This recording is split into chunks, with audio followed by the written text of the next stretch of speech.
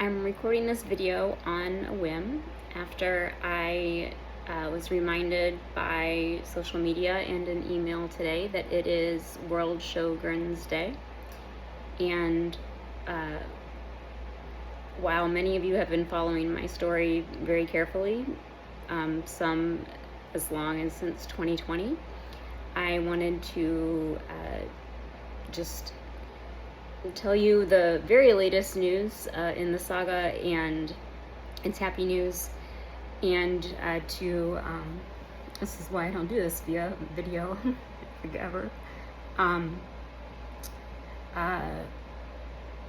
Just suggest that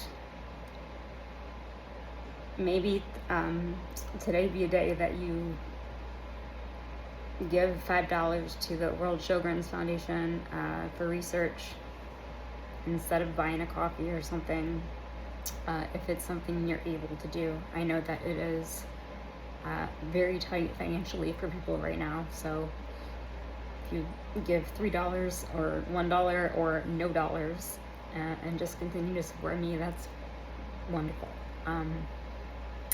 I am wearing hard contact lenses, gas permeable lenses right now, and I can see my computer screen again because even after my eye surgery in December 2023, I developed or became aware of eye issues that I'd had for a long time, in addition to the neuro-ophthalmological issues that were causing me to be unsure of what my prescription was, because my vision would go blurry a lot of the time. And I also had swelling in my eyelids that was confused for Horner syndrome related to migraines, but I wasn't getting migraines, so that was confusing for people at Mayo and other places at first.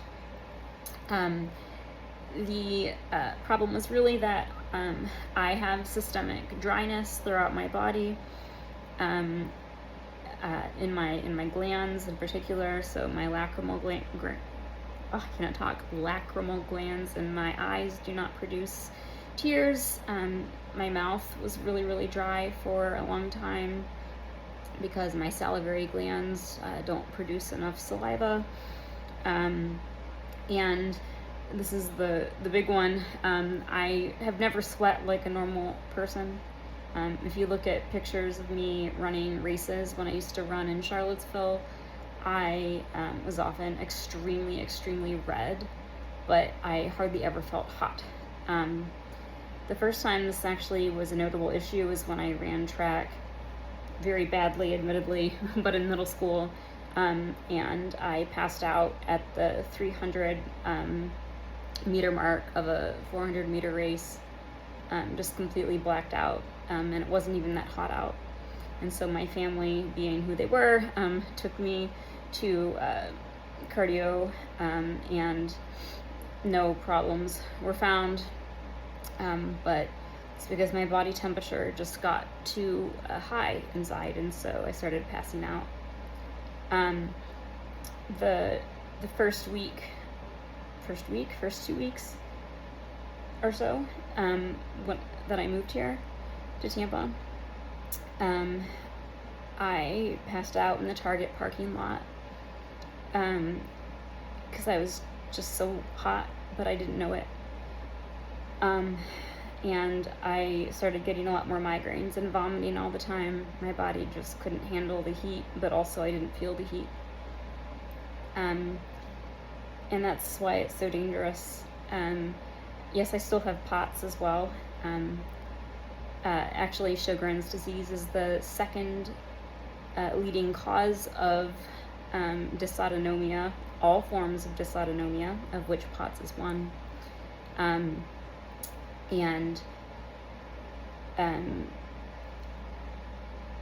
I lost my train of thought for a second thinking of all the different components of this, which is easy to do because I have something like 42 chronic diagnoses. But in the end, the vast majority can be traced back to Sjögren's disease. the misunderstanding about Sjögren's disease is that dryness is its only problem. And the criteria for diagnosis all have to do with dryness, and also with a certain blood marker that I don't have, even though I've been tested for it 3 times now. 40% of people who eventually get diagnosed with Sjögren's never develop the antibody associated with it. Some are negative for it early on and then develop it later. But Sjögren's, no matter what insurance companies think, is not only about having dry eyes and a dry mouth and nosebleeds, which reminds me of several nosebleeds I've gotten while or after flying on planes. Now we know why. The sweating, by which I mean not sweating, has been a huge issue in the last 7 years since I moved to Florida. And it's been why, I think, along with just the fact that many of these things hit in your early 30s, those things combined, why I've gotten so much sicker since I moved here. It is a huge issue that the medical community at large has not changed the diagnosis criteria for Sjögren's to include all of the other things that Sjögren's can cause. Severe gastric dysmotility, for instance, which was the cause of the 30 pounds of weight that I lost last summer, and which really made me think at one point that I was going to die. I was down to 82.5 pounds. And I have now gained back all of that weight. And I'll talk about the treatment that enabled me to do that, and thank the doctor who made that possible. 2 doctors, actually, in just a second. The consequences of having a lack of moisture throughout your body are just huge. And Sjögren's also is linked to inflammation, including neuroinflammation. So that can, show clearly how the nervous system is involved. And it's the nerve issues, the small fiber neuropathy in particular, which can be idiopathic, meaning it can occur on its own or as a result of Sjögren's, along with other types of neuropathy that Sjögren's can cause, that we're really starting to get the research to roll in on now. And that can lead to a diagnosis for those who are more in the know and on the forefront of the research, for a diagnosis of neurologic Sjögren's as opposed to just rheumatologic Sjögren's, although I have been blessed with both. I could go on and on and on about this. In fact, the mast cell activation, dysautonomia, connective tissue disorder, or for me, hypermobility, or HEDS, that triad that I've spoken about has very recently been expanded into a 10 condition connection, and guess what? Won my first bingo. I have all 10 of those. But the thing that has been helping me the most by far is IVIG, intravenous immunoglobulin therapy, which I receive at the highest possible dose for my body weight, which we've increased as I've gained weight back. And it is not covered by insurance for any condition that I have, any of them. If you've kept up with my 1,000,000-word posts that Instagram always tells me are too long, you probably know that I wrote and won an appeal to receive this treatment. which I was able to do because a hematologist, at the recommendation of the Dysautonomia Clinic doctor I paid to consult in New York, hematologist put in that put in for that treatment for me for IVIG in December. It was denied because he put it in for Sjögren's. It was denied, and I was able to write an appeal under my longer diagnosis that more closely aligned with the criteria, though it still is not an actual diagnosis that counts for insurance, for any insurance. And that is, oh boy, it's really, really long. Sometimes it rolls right off my tongue and sometimes it doesn't. It is immune-mediated, non-length dependent, small fiber neuropathy with autonomic involvement. And several types of neuropathy are covered by insurance. That one is not. But as Dr. Blitshteyn, who I am so grateful to at the Dysautonomia Clinic in New York, to whom I feel like I owe everything. She's the reason why I got into Mayo. She, everything she's ever guessed about me has all been right, even if Mayo has not, done the diagnoses. She diagnosed me with neurologic Sjögren's and recommended IVIG, which I'd already been looking into. I won an appeal for it, either because I wrote a really good one or because I did what I do and overwhelmed people with documentation and words, and they said, we don't want to read all of this, so okay. I'm teasing. I don't know what the real reason why I won was. I like to think it was a combination of both. And I've had 4.5, I'm 2 weeks after my 4th month of treatment. I have 2 more months in my trial, and I am almost positive they will allow me to continue. The length of time on average for people to plateau on treatment for my condition of neurologic Sjögren's, or actually autonomic autoimmune neuropathy, AAN, is 2.9 years, which is how long I'm roughly imagining I'll experience that treatment. It's what enabled me to gain back an average of 5 to 7.5 pounds per treatment. It's what's enabled me to cut my fludrocortisone, my blood pressure medication, in half.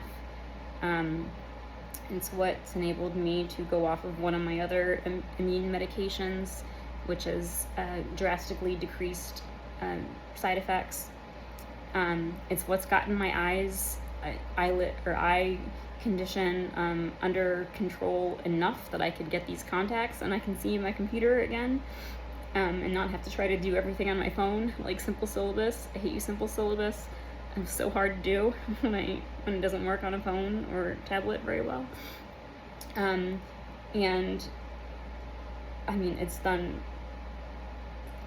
There's nothing it hasn't helped. I mean, it's changed everything, and so many people can't get it, and I can't imagine how many more people could be helped if they were aware that it could help, if insurance covered it, if doctors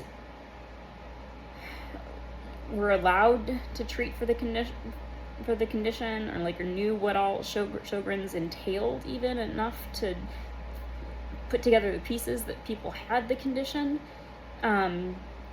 because it is systemic, just like MCAS is, and HEDS is, and POTS is, and so we really need to invest in all kinds of ways in making sure people know what these conditions are and can recognize the signs, and so that we can take that 12 to 14 year average that it takes to get people diagnosed, much closer to what it has taken me, which is about 5 years from the onset of serious symptoms. And, you know, just help people not fall by the wayside. So it's been 15 minutes now. That's a really long video. But I think the Sjögren's Foundation is moving us forward. It's their report that I was able to use to help my doctor, Dr. Yousef at Lifetime Family Medicine in Wesley Chapel and Zephyr Hills, Florida, to offer him alongside a study done by Peter Novak here in the States, that and of course Dr. Blitshteyn's recommendation that helped make him comfortable to prescribe IVIG to me after the original provider who put in the order was no longer willing to do so, or I know, prevented by his organization. I opened the blinds for this video, so it wasn't quite so dreary in here, but I live and sleep in my study most of the time, because sunlight is still hard for me. Sjögren's makes you a vampire, because I can't sweat, but I have sweat a little bit twice, and it's gross. And it's a weird thing to be like, yay, I'm so happy I'm sweating. What is this quarter-sized shape thing that feels gross? But hey, it turns out if you don't do that, then you'll sit out in temperatures with it feels like temp of 126 degrees, think you're having a jolly old time, and then stand up and feel like you're dying, and maybe you will die because you'll pass out, and your blood pressure will tank at the very least. So I'm learning how to take better care of myself because I can now feel heat, and also simply know not to be in it, just because it feels good to me, because I'm always cold otherwise. Yeah, I didn't plan this video too carefully because I didn't want to get too emotional before I did it. I'm going to put it on YouTube because it's just way too long, and then maybe pick a highlight to post. But thanks for listening. Anything you can give to support the foundation for awareness and continued development and research for today, I would consider it like a personal, I guess just a personal favor, but I also have friends with Sjögren's who can't access IVIG, and we still have such a long way to go, but the government hasn't stopped us yet. Things continue to advance despite all of the grant haltings, and I know private donors have to do with that, so thanks. Also, last but not least, if you give plasma, sorry, I have a friend, colleague, Nicole,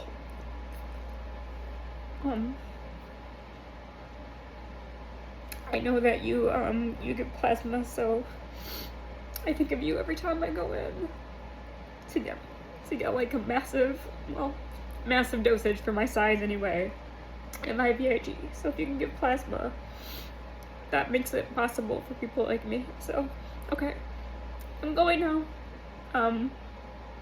Despite the crying, which you can still kind of tell through these really giant hard contact lenses, I'm doing better. And you'll see me out and about more if you haven't already and are in the Tampa area. Okay, much love to you all. Mwah.